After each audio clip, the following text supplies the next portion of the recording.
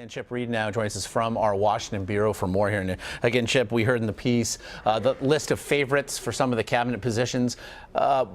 In which ways did the 5 people you mentioned become frontrunners? Well, I think the number one word is loyalty. These are people who were with Donald Trump from the beginning and stayed with him and really supported him very strongly. For example, Jeff Sessions was right from the beginning very much a Donald Trump supporter, and that is one reason people are saying he is a likely candidate for Attorney General. And Mike Flynn, same thing, being talked about as National Security Advisor, very loyal and has been with Sessions all along.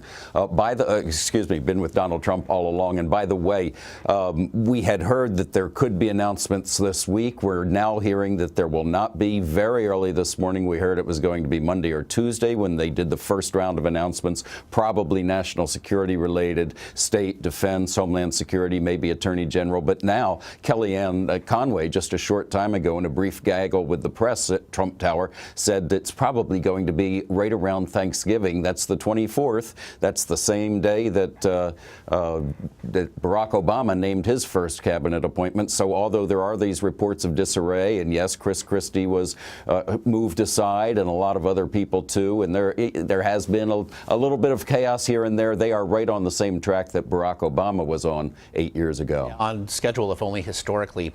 One name, one picture we did not just see as the president-elect does continue to mull his cabinet.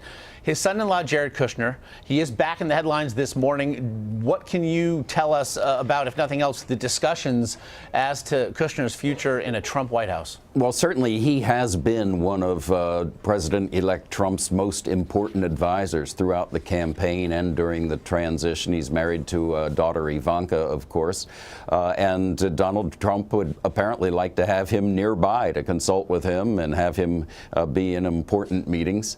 And so there is some discussion going on, as was reported in the Wall Street Journal, that he could be an actual staff member. Now, that may conflict with a federal anti-nepotism law that was passed in the 1960s, partly in response to the fact that JFK had his own brother as the Attorney General. It's not clear entirely. Reading the words of the statute, it seems it would be a violation. Can they get around it by not paying him? Could he be an informal advisor of some sort? It's not clear, but certainly it is an issue that is out there right now. And lastly, Chip, Japanese Prime Minister Shinzo Abe is scheduled to visit Mr. Trump today in New York. What, if nothing else, are we hearing from the Prime Minister ahead of this meeting, and what do we expect to come of it? Well, we're really reading tea leaves more than anything else. We know that during the campaign, Donald Trump said that Japan would have to pay us more if we're going to continue to promise to defend them militarily. And he also suggested at one point that they might want to get nuclear weapons, two things that set off shockwaves within Japan.